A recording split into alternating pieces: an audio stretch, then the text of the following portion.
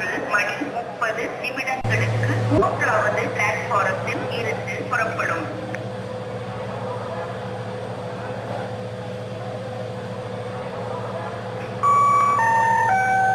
பயணிகளின் கனிவான கவனத்திற்கு வண்டி எண் 2605 சென்னை எழும்பூரில் இருந்து திருச்சிராப்பள்ளி வரை செல்லும் பல்லவன் சூப்பர் ஃபாஸ்ட் எக்ஸ்பிரஸ் மதியம் 3:30